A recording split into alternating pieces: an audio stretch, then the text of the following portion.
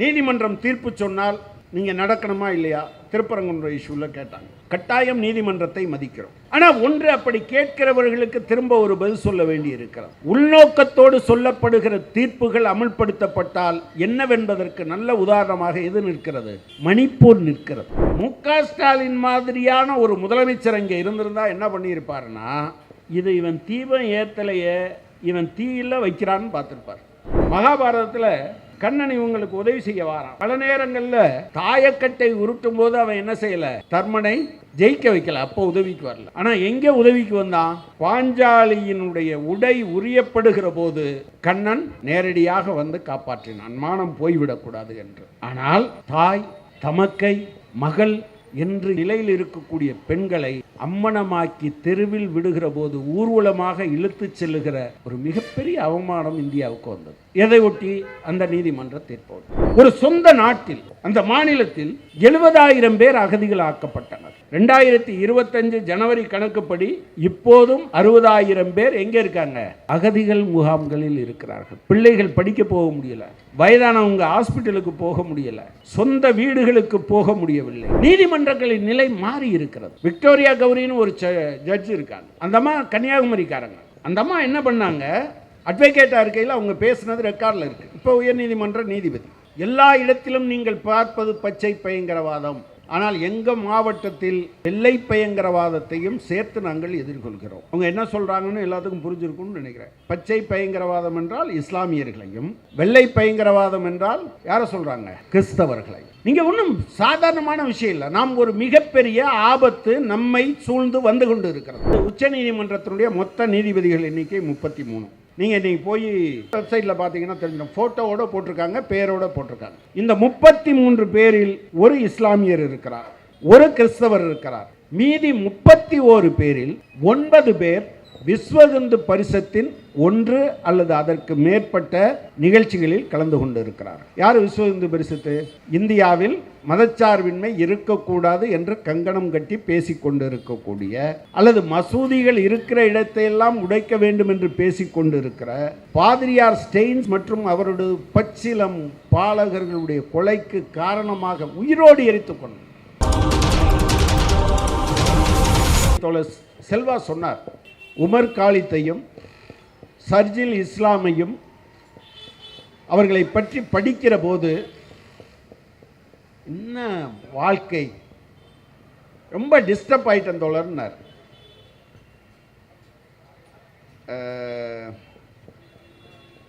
அவன் Umar Khalid அவன் ஒரு டாக்டரேட் வாங்கினான், பிஹெச்டி முடிச்சிட்டான். ஒரு குழந்தையை எப்படி படிக்க வைத்திருப்பார்கள் அந்த பெற்றோர்? எத்தனை கனவு இருந்திருக்கும். அவன் ஜவஹர்லால் யூனிவர்சிட்டியில் அவன் பிஹெச்டி பண்ணுறான். ஆதிவாசி சமூகம் ஒரு பகுதியில் பிரிட்டிஷ்காரன் பீரியடில் எப்படி மாறியது என்பது குறித்து மிக உயர்தரமான ஆராய்ச்சி என்று பலராலும் பாராட்டப்பட்ட தீசிஸ் அது. அவன் ஜவஹர்லால் நேரு யூனிவர்சிட்டியில் பிஏ பண்ணுறான், எம்ஏ பண்ணுறான், எம்ஃபில் படிக்கிறான், பிஹெச்டி படிச்சிருக்கான். டாக்டர் முனைவர் உமர் காலித் என்று நாம் பேச வேண்டும். அந்த சர்ஜில் இஸ்லாம் இருக்கான அவன் எப்படி ஆளு அப்படின்னா, அவன் கம்ப்யூட்டர் சயின்ஸில் இந்தியன் இன்ஸ்டியூட் ஆஃப் டெக்னாலஜி, இந்தியாவினுடைய பிரீமியர் இன்ஸ்டியூட்னு சொல்கிறோம்ல, ஐஐடி பாம்பேயில் அவன் பிடெக் முடிக்கிறான், அங்கேயே எம்டெக் முடிக்கிறான். ஒரு 2 வருஷம் வேலை பார்க்குறான்.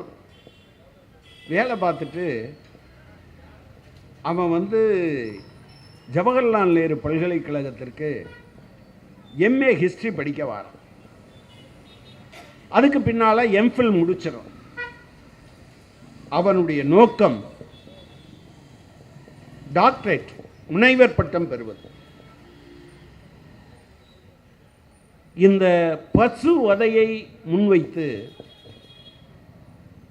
இந்தியாவில் எப்படி அவர்கள் மத மோதலை தூண்டுகிறார்கள். கவ் ஸ்லாட்டர் அண்ட் கம்யூனல் கான்ஃப்ளிக்ட். இதை பற்றியான ஒரு ஆராய்ச்சி கட்டுரையை அவன் எழுதி கொண்டிருக்கிற போதுதான் திகார் ஜெயிலுக்கு அனுப்பப்பட்டார். எவ்வளவு பெரிய படிப்பு! நான் வெறும் பிஎஸ்சி படித்தவன். இவர்கள் எப்படிப்பட்ட கனவு! அவன் ஜெயிலில் இருந்து முதல்ல சார்ஜில் இமாம் வந்து அவங்க அம்மா கேட்குறாங்க, டேய் வேணாண்டா, நம்ம பாடத்தில் பகத்சிங்கை படிப்போம், பாடத்தில் காந்தியை படிப்போம், பாடத்தில் பெரியாரை படிப்போம், ஆனால் நம்ம பிள்ளை காந்தியா பகத்சிங்கா பாரதியா இருக்கிறத, ஆமாம் நீங்கள் தான் போய் ஊரை திருத்த போகிறீங்களான்னு கேட்போம். அந்த அம்மா கேட்குறா, அம்மா இல்லை அம்மா கேட்குறா, எப்பா ஊரு கெட்டு கிடக்கு, நீ இதை பண்ண வேண்டாம், ஏதாவது சிக்கலில் மாட்டிப்பேன். அவன் சொல்கிறான், அம்மி, இஃப் வி எஜுகேட்டட், படித்த நம்மை போன்றவர்கள், do not protest against an unjust law, ஒரு அநீதியான சட்டத்திற்கு எதிராக நம்மை போல படித்தவர்கள் போராடவில்லை என்றால், who would stand for poor Muslims? ஏழை இஸ்லாமியர்களுக்காக எவன் நிற்பான்? அந்த அம்மா தாய் பாசத்திலேருந்து கேட்குறான். இந்த கவர்மெண்ட்டை பற்றி அவனுக்கு தெரியுது, ஆனால் இந்த பையன் அதுக்கு பதில் சொல்கிறான். நம்மை போன்று படித்தவர்கள் ஒரு அநீதியான சட்டத்திற்கு எதிராக நிற்கவில்லை என்றால் ஏழை முஸ்லிம்களுக்கு ஆதரவாக யார் நிற்பார்கள் என்கிற இந்த கேள்வி அந்த அம்மாவின் வாயை அடைத்து விடுகிறது. இப்போது அவன் ஜெயிலில் இருக்கிறான். தோழர்களே, இவன் ஒன்று சொல்கிறான், நான் இவங்க பேசுகிறதெல்லாம் இவங்களை படிக்க படிக்க ஒரு மிகப்பெரிய மரியாதை, ஒரு எவ்வளவு பெரிய விஷனோடு இவங்க இருக்காங்க. இந்த 5 வருஷம் இருக்கக்கூடிய இந்த பையன் ஒரு பேட்டியில் சொல்கிறான், நான் வந்து ஒரு கேள்வியை கேட்குறான். சிறையிலேருந்து தான் ஒரு கடிதம் எழுதுகிறான். அவன் சொல்கிறான், 5 years have passed, 5 ஆண்டுகள் உருண்டோடி விட்டது. ஹாஃப் டிகேட், இங்கிலீஷில் டிகேட்னா 10 ஆண்டுகளை சொல்கிறான், அது half decade. That's time enough for people to complete their PhDs.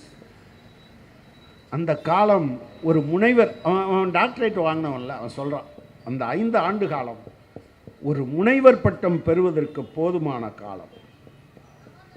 அதை முடித்துவிட்டு லுக் ஃபார் ஜாப்ஸ், வேலை தேடுவதற்கான போதுமான காலம். Time enough to fall in love, காதலிப்பதற்கு போதுமான காலம். Marry and have a baby, திருமணம் செய்து கொண்டு குழந்தை பெறுவதற்கு போதுமான காலம். Time enough for one's kids to grow beyond recognition. தான் பெற்ற குழந்தை ஒரு 5 ஆண்டுகள் கழித்து பார்க்கிற போது அதை மீண்டும் ஞாபகப்படுத்த முடியாத அளவிற்கு குழந்தை வளர்ந்து விடுகிற காலம் 5 ஆண்டு காலம். Time enough for world to normalise the genocide in Gaza. அவனுடைய எப்படி எழுதுறான் பாருங்க. 5 ஆண்டுகள் ஒரு இன அழிப்பு, காசாவில் நடந்த இன அழிப்பை மறந்து விடுவதற்கு போதுமான காலம். Time enough for our parents to grow old and feeble. என்னுடைய பெற்றோர்கள் வயது முதிர்ந்தவர்களாகி, ரொம்ப ஃபீபிள்னா தள்ளாடுகிறவர்களாக ஆவதற்கு போதுமான காலம் அப்படின்னு சொல்லிட்டு அவன் என்ன கேட்குறான், is it time enough for our release? இந்த காலம் எங்களுடைய விடுதலைக்கு போதாதா என்ற கேள்வியை முன்வைக்கிறான். இது அவனுடைய கேள்வி அல்ல. இந்த கேள்வி இந்த சமூகத்தின் கேள்வியாக எழ வேண்டும் என்பதற்காகத்தான் இந்த வீதியில் நடக்கிற உரையாடல். இவ்வளவு பெரிய போயட்டாக எப்படி எழுதியிருக்கான். நான் இதை வாசிக்கிற போது இப்போ ஏராளமான உதாரணங்களை இவர்கள் சொன்னார்கள். குர்மீத் ராம் ரஹீம் என்கிற ஒரு பாலியல் குற்றவாளிக்கு, ஒரு கொலைகாரனுக்கு, அந்த பாலியல் குற்றத்தை எழுதிய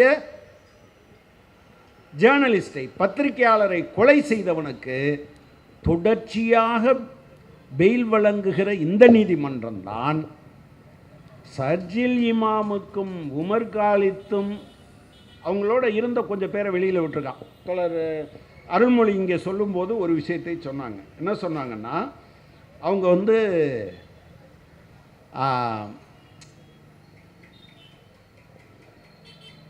சரி அதுக்குள்ளே போக வேண்டாம், அது மற்றவங்களோட ஒப்பிட்டு சொன்னாங்க. ஆனால் இவங்களுக்கு என்ன சொல்கிறான், கொஞ்சம் பேருக்கு பெயில் கொடுக்குறான். கொடுத்துட்டு அவன் என்ன சொல்கிறான்னா 12 கண்டிஷன் போடுறான். சூரிட்டி 2 லட்சம் ரூபா, டெல்லியை விட்டு வெளியே போகக்கூடாது, சோஷியல் மீடியாவில் தப்பான போஸ்ட் போடக்கூடாதுன்னு சொன்னால் புரிந்து கொள்ள முடிகிறது. எந்த போஸ்ட்டும் சோஷியல் மீடியாவில் போடக்கூடாது. சமூக வலைத்தளத்தில் நல்ல பையனாக நடந்துக்கணும். ஒரு வாரத்துக்கு 2 தடவை போலீஸ் ஸ்டேஷனுக்கு வரணும். பாஸ்போர்ட்டை கொடுத்துடணும். எந்த இடத்துலையாவது ஆர்ப்பாட்டம் நடந்தால் no rallies, no protest or no slogans.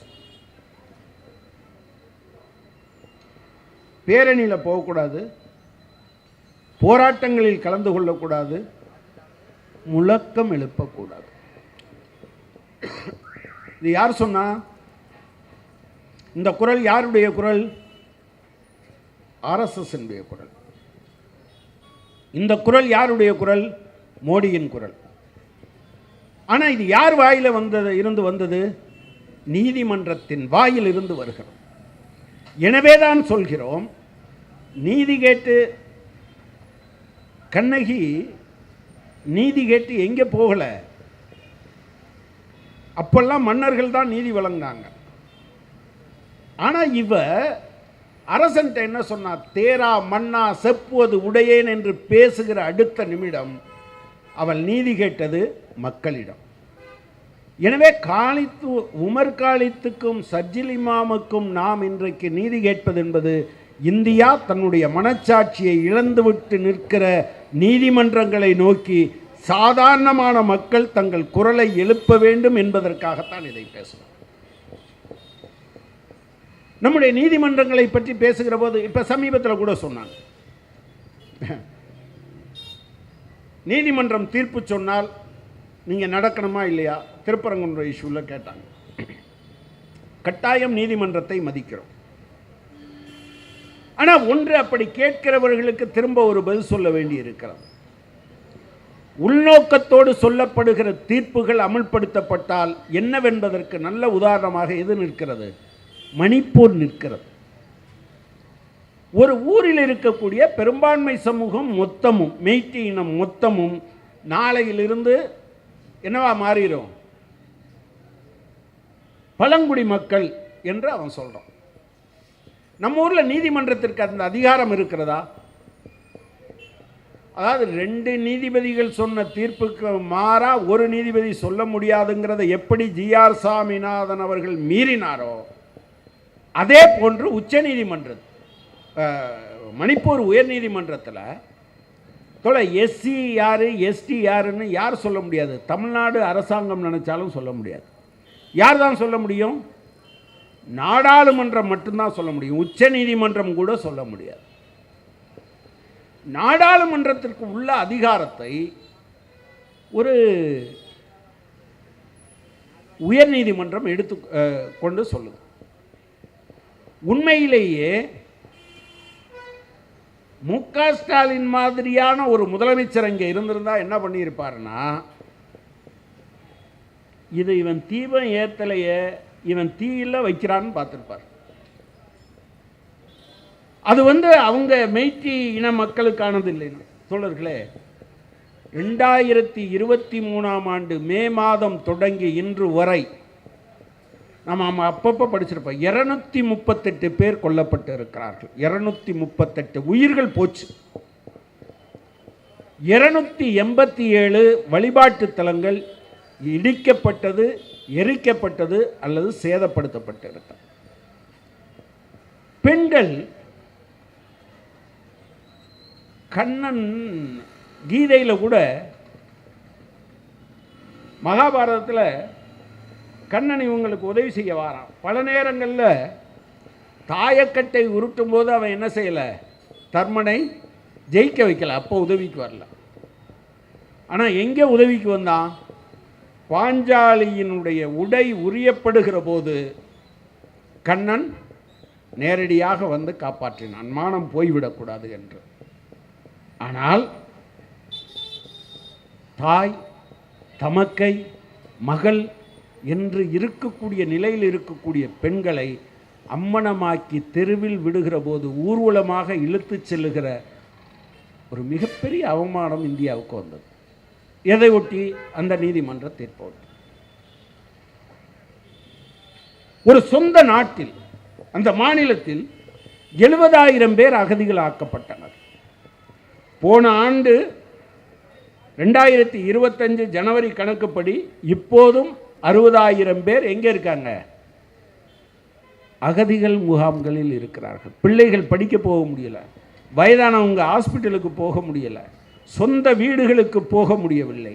பலர் அவர்கள் பார்த்து கொண்டிருந்த வேலைக்கு போக முடியவில்லை. நான் 60,000 பேர் ஒரு மாநிலம் சொன்னால் பெருசாக கற்பனை, தமிழ்நாடு மாதிரி கற்பனை பண்ணி பார்க்காதீங்க.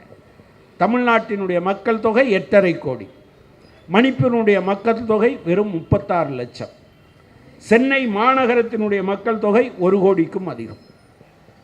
1/3 பகுதி சென்னையில் ஒரு 70,000 பேர் அகதிகளாக இருக்கிறார்கள் என்கிற நிலைமையை உருவாக்கினார். அந்த ஆர்டரை, இதெல்லாம் நடந்துக்கிட்டே இருக்கு. அப்போ உச்சநீதிமன்றத்துக்கு ஒருத்தர் போகிறார். உச்சநீதிமன்றம் என்ன சொல்லுது, உயர்நீதிமன்றத்தை பார்த்து உனக்கு அதிகாரமில்லாத ஒன்றை நீ செய்திருக்கிறாய் அப்படின்னு சொல்லிச்சு. அது ஸ்டே பண்ணலை, ஆட்டோமேட்டிக்காக இவன் ஸ்டே பண்ணிட்டான். நான் என்ன கேட்க விரும்புகிறேன், அந்த மாநிலத்தில் இப்போது ஒரு தேர்ந்தெடுக்கப்பட்ட அரசாங்கம் இல்லை. இவ்வளவுக்கும் காரணம் அந்த உயர்நீதிமன்ற தீர்ப்பு இல்லையா? நம்மூர் சாமிநாதன் மாதிரி ஒருத்தர், ஜிஆர் சாமிநாதன் மாதிரி ஒருத்தர் அங்கே இருக்கிறார். ஒரு மாநிலத்தை எரிய விடுகிற ஒரு தீர்ப்பை சொன்னால் அதை அமுல்படுத்த வேண்டும் என்று யாராவது சொன்னால் அவங்க சுயபுத்தியோடு இருக்கிறதாக நினைக்கல, ஒரு சூத்திரத்தை வச்சுக்கிட்டு நம்மகிட்ட பேச. நீதிமன்றங்களின் நிலை மாறி இருக்கிறது. விக்டோரியா கௌரின்னு ஒரு ஜட்ஜ் இருக்காங்க. அந்த அம்மா கன்னியாகுமரிக்காரங்க. அந்த அம்மா என்ன பண்ணாங்க, அட்வொகேட்டாக இருக்கையில் அவங்க பேசுனது ரெக்கார்டில் இருக்குது. இப்போ உயர்நீதிமன்ற நீதிபதி. எல்லா இடத்திலும் நீங்கள் பார்ப்பது பச்சை பயங்கரவாதம், ஆனால் எங்கள் மாவட்டத்தில் வெள்ளை பயங்கரவாதத்தையும் சேர்த்து நாங்கள் எதிர்கொள்கிறோம். அவங்க என்ன சொல்கிறாங்கன்னு எல்லாத்துக்கும் புரிஞ்சிருக்கும்னு நினைக்கிறேன். பச்சை பயங்கரவாதம் என்றால் இஸ்லாமியர்களையும், வெள்ளை பயங்கரவாதம் என்றால் யாரை சொல்கிறாங்க, கிறிஸ்தவர்களை. நீங்கள் ஒன்றும் சாதாரணமான விஷயம் இல்லை. நாம் ஒரு மிகப்பெரிய ஆபத்து நம்மை சூழ்ந்து வந்து கொண்டு இருக்கிறது. இது உமர் காலித்தும் அல்லது சர்ஜில் இமாமும் தனியான நபர்கள் இல்லை. இப்போ சம்சீர் அகமது இங்கே பேசும்போது சொன்னார், நான் எஸ்எஃப்ஐ என்பதால் நான் இப்படி இருக்கிறேன். இல்லைன்னா சம்சீர் அகமதுங்கிறதுக்காக அந்த கருணையெல்லாம் அவன் ஒன்றும் காட்ட மாட்டாங்க. செக்கிற நக்கிற நாய்க்கு செக்கும் தெரியாது, சிவலிங்கமும் தெரியாது. நீங்க இன்னைக்கு நீதிமன்றத்தை எப்படி மாற்றி இருக்கிறார்கள்? அதாவது உச்ச நீதிமன்றத்தினுடைய மொத்த நீதிபதிகள் எண்ணிக்கை 33. நீங்க இன்னைக்கு போய் வெப்சைட்டில் பார்த்தீங்கன்னா முன்னால் மாதிரிலாம் நம்ம பார்க்க வேண்டியதில் வெப்சைட்டில் பார்த்தீங்கன்னா தெரிஞ்சிடும். ஃபோட்டோவோடு போட்டிருக்காங்க, பேரோடு போட்டிருக்காங்க. இந்த 33 பேரில் ஒரு இஸ்லாமியர் இருக்கிறார், ஒரு கிறிஸ்தவர் இருக்கிறார். மீதி 31 பேரில் 9 பேர் விஸ்வ இந்து பரிஷத்தின் ஒன்று அல்லது அதற்கு மேற்பட்ட நிகழ்ச்சிகளில் கலந்து கொண்டு இருக்கிறார்கள். யார் விஸ்வ இந்து பரிஷத்து? இந்தியாவில் மதச்சார்பின்மை இருக்கக்கூடாது என்று கங்கணம் கட்டி பேசிக்கொண்டு இருக்கக்கூடிய, அல்லது மசூதிகள் இருக்கிற இடத்தையெல்லாம் உடைக்க வேண்டும் என்று பேசிக்கொண்டு இருக்கிற பாதிரியார் ஸ்டெயின்ஸ் மற்றும் அவருடைய பச்சிலம் பாலகர்களுடைய கொலைக்கு காரணமாக உயிரோடு எரித்து கொண்டு, நீங்கள் ஏதோ நாட்டில் உயிரோடு எரிக்கிறாங்கன்னு நினைக்காதீங்க. இங்கே தமிழ்நாட்டில் ஒருத்தர் அர்ஜுன் சம்பத்துன்னு இருக்கார். தொழிலே தமிழ்நாட்டில் இது உயிரோடு எரிப்பதுன்னு 98 நடந்தது, மறந்துடாதீங்க. கோவையில் இஸ்லாமியர்கள் மீது துப்பாக்கி சூடு நடக்குது. 19 பேர் என்று அரசாங்கம் சொல்லிச்சு, 29 பேர் என்று அந்த ஊரில் இருக்கவங்க எங்கள் வீட்டில் யார் யார் இறந்தாங்கன்னு சொன்னாங்க. அதெல்லாம் ஒரு பக்கம். நான் இது இறந்து போனவங்க குண்டடிப்பட்டு குண்டு காயம் பட்டால் என்ன பண்ணுவாங்க? உடனே ஹாஸ்பிட்டலுக்கு, அதுவும் ப்ரைவேட் ஹாஸ்பிட்டல் எடுக்க மாட்டான், கவர்மெண்ட் ஹாஸ்பிட்டலுக்கு தூக்கிட்டு போகிறாங்க. அந்த வாசலில் 7 பேர் கொண்ட ஒரு கும்பல் நிற்கிது. அதுக்கு தலைவர் அர்ஜுன் சம்பத். இந்த 7 பேர் கொண்ட கும்பல் ஒரு 4 பேரை, குண்டடிப்பட்டு வந்த அந்த 4 பேரையும் பெட்ரோல் ஊற்றி டயரை போட்டு கொளுத்தி கொள்ளுது. குஜராத்தில் நரோடா பாட்டியாவில் 2002 என்ன நடந்ததோ அதை 98 இங்கே செய்தார்கள். ஆனால் 2001 நீதிமன்றம் விடுதலை செஞ்சிருச்சு. அவர்கள் மீது போதுமான ஆதாரம் இல்லை என்று. நான் அந்த எஃப்ஐஆரை எடுத்து பார்த்தேன். அவ்வளவு அயோக்கியத்தனமாக எஃப்ஐஆர் போட முடியும் என்று யாரும் நம்பவே மாட்டார்கள். அவ்வளவு அயோக்கியத்தனமான எஃப்ஐஆர். நீங்கள் உமர் காலித்தும் சர்ஜில் இமாமுக்கும் எப்படி எஃப்ஐஆர் போட்டால் எவ்வளோ மோசமாக போட்டிருக்காங்கிறது வேற. தோழர்களே, இந்த நீதிமன்றங்களை அவர்கள் கொஞ்சம் கொஞ்சமாக கைப்பற்றி கொண்டு இருக்கிறார்கள். நான் சொன்ன இந்த கணக்கை எந்த கேரவன் என்கிற ஆங்கில பத்திரிகை 2024 அக்டோபர் மாதம் வெளியிட்ட அதனுடைய பத்திரிகையில் ஒரு மிகப்பெரிய கட்டுரையை, எப்படி ஆர்எஸ்எஸ்னுடைய ஆதிக்கத்திற்குள் நீதிமன்றம் வந்துவிட்டது என்று சொல்லியிருக்கு. இது சர்ஜில் இமாமுக்கு மட்டும் வந்ததில்லை. இப்போ தோழர் சொல்லும்போது இங்கே சொன்னார்,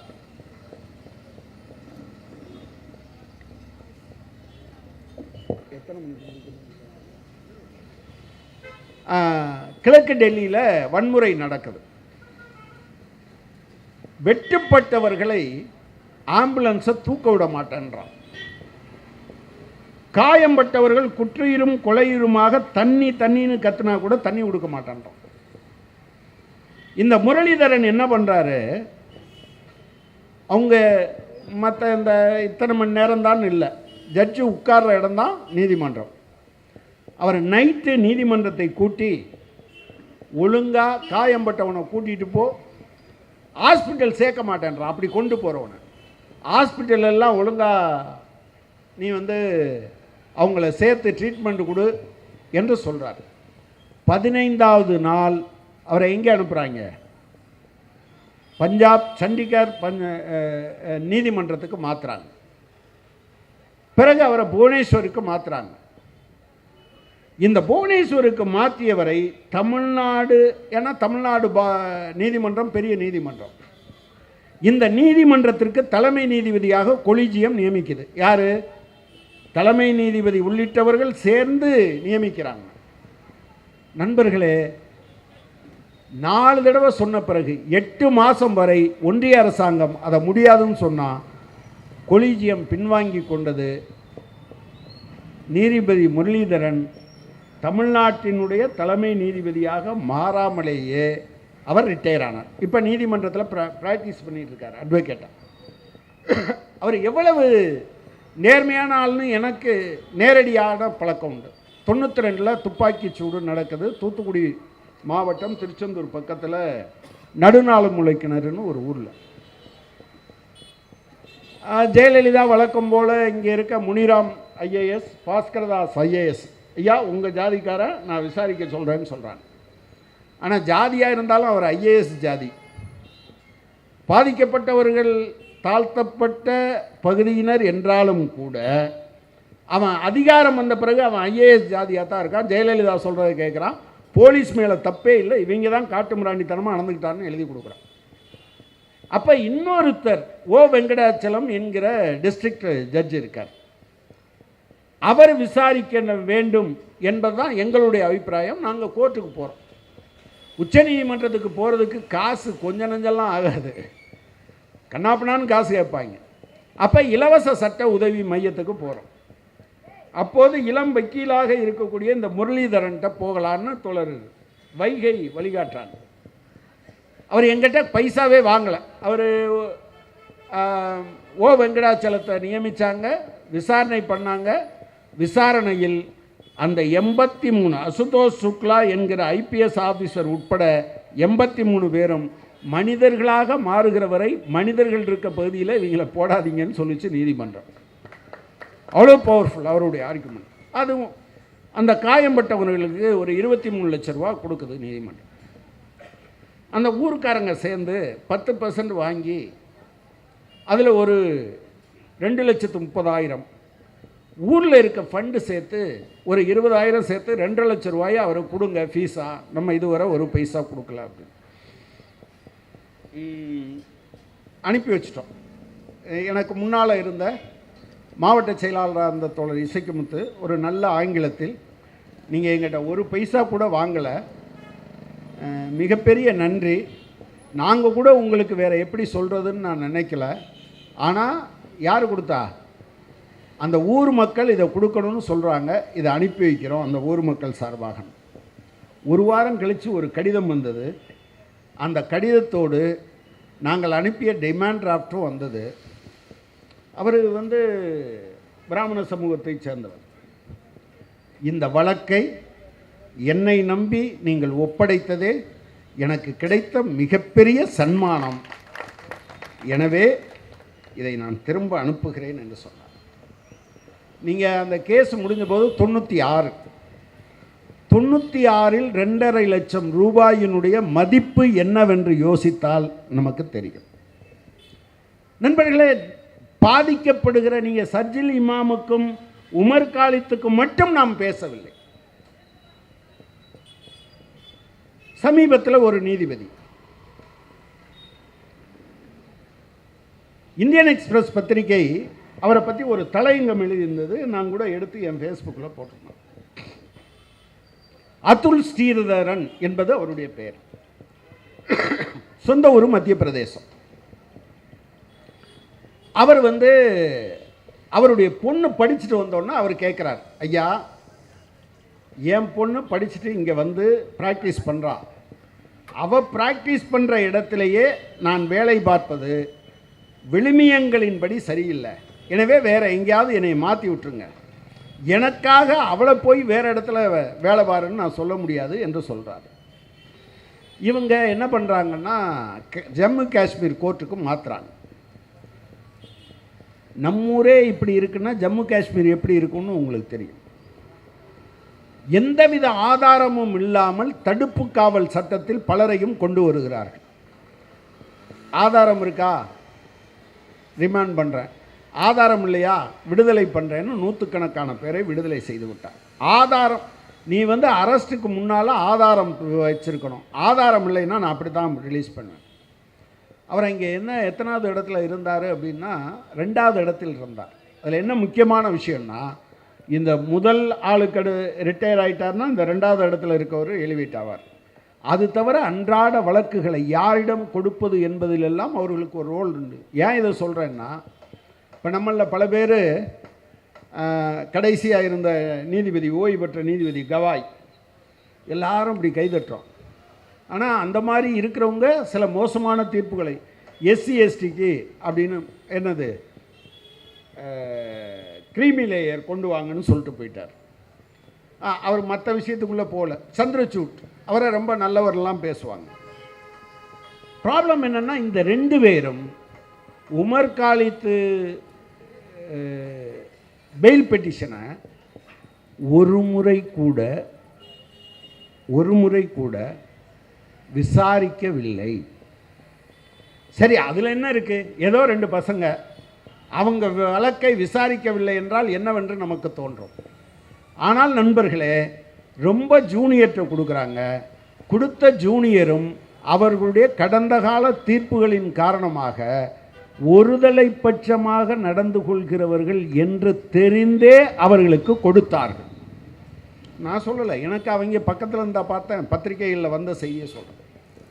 அப்படி இந்த அதுல் ஸ்ரீதரன் ரெண்டாவது இடத்துல இருந்தவரை திரும்ப கொண்டாந்து இதெல்லாம் ரிலீஸ் பண்ணுறாருன்னொன்னு திரும்பவும் கொண்டாந்து மத்திய பிரதேசத்தில் போடுறாங்க. மத்திய பிரதேச ஹைகோர்ட்டில் அவர் சொல்கிறார், ஐயா நான் இதான் வேண்டான்னு சொன்னேன், நீங்கள் மாற்றுங்கன்னு. உடனே கொலிஜியம் என்ன பண்ணுது, அவரை சத்தீஸ்கருக்கு மாற்றுது. சத்தீஸ்கரில் மாற்றினா அவர் எத்தனாவது இடத்துல இருப்பார்? 3வது இடத்துல இருப்பார். ஆனால் என்ன பண்ணுறாங்கன்னா அலகாபாத் ஹைகோர்ட்டுக்கு மாற்றுறான். ஏன் மாற்றுறான்? அவன் சத்தீஸ்கருக்கு மாற்றிருப்பான். ஏன் மாற்றினான் அப்படின்னா, உங்களுக்கு நினைவு இருக்கும், பகல்காம் தாக்குதல் முடிந்த பிறகு அவங்க ரொம்ப வேஷம் போடும். ஆர்எஸ்எஸ் எப்போதுமே வேஷம் போடும்.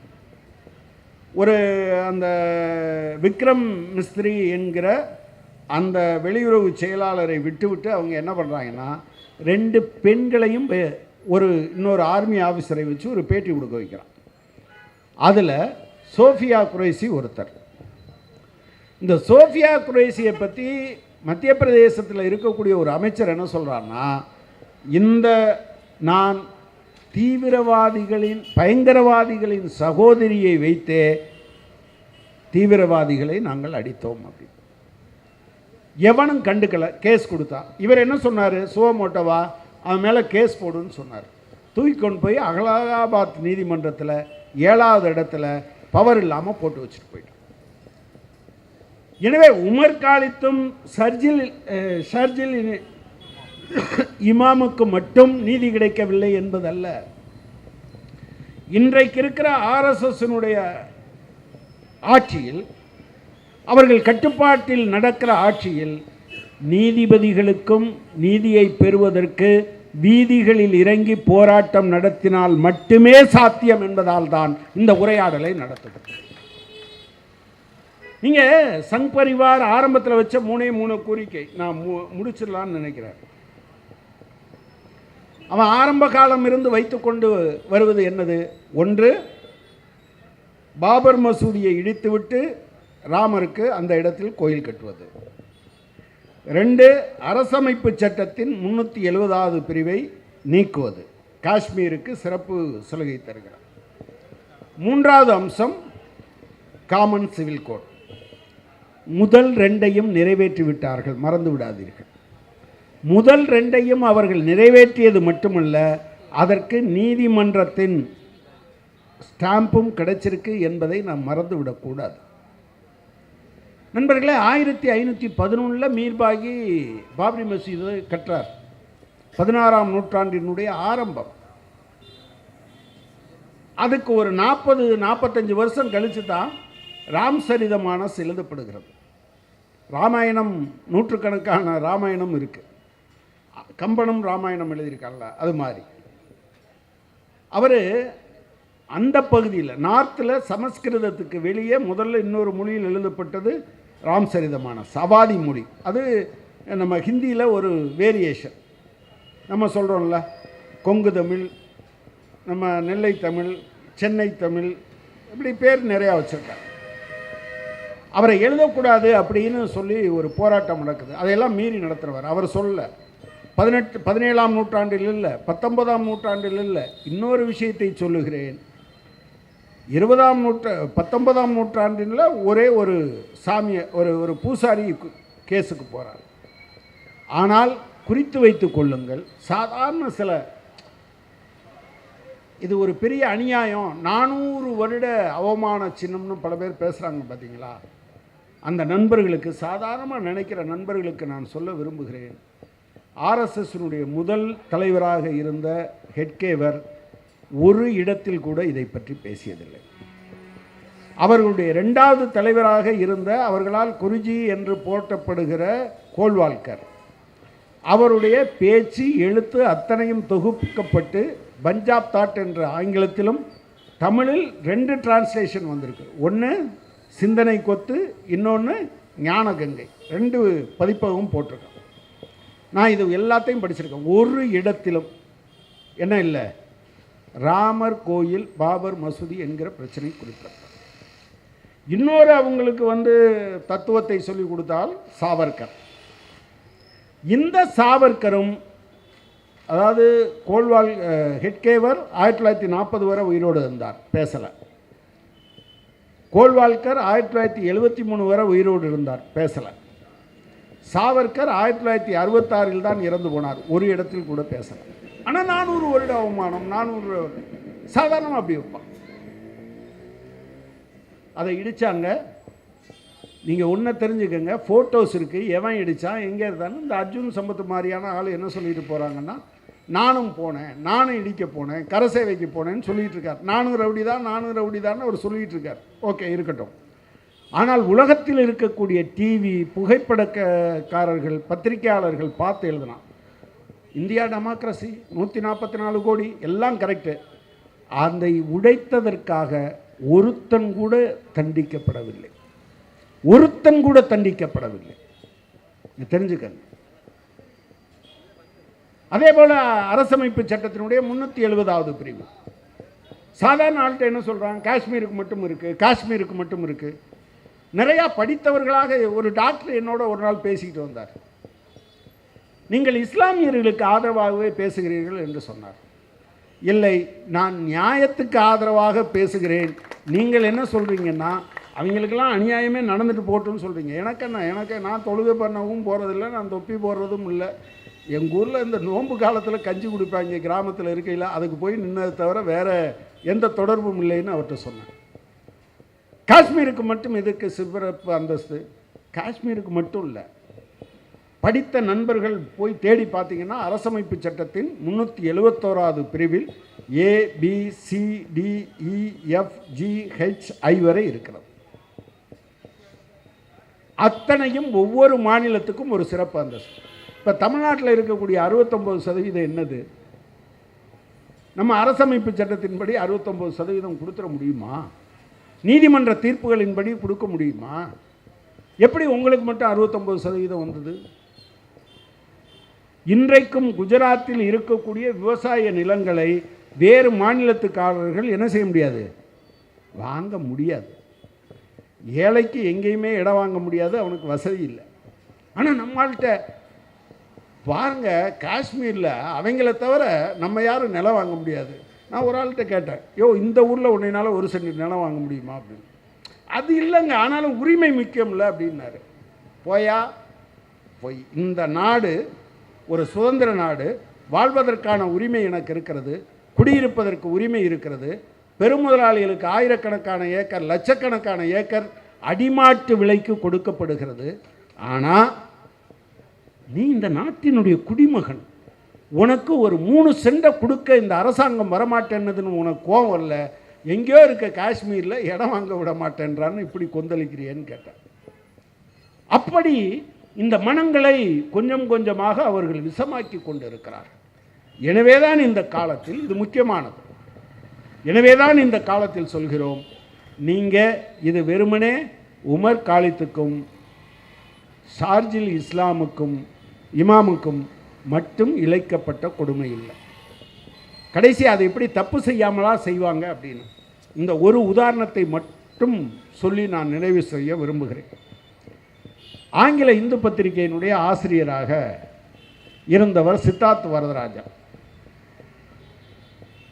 அதே பத்திரிகையில் சியாவுஸ்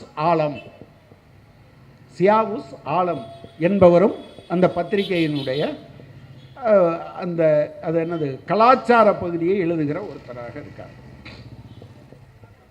இந்த சியாவு சலாம்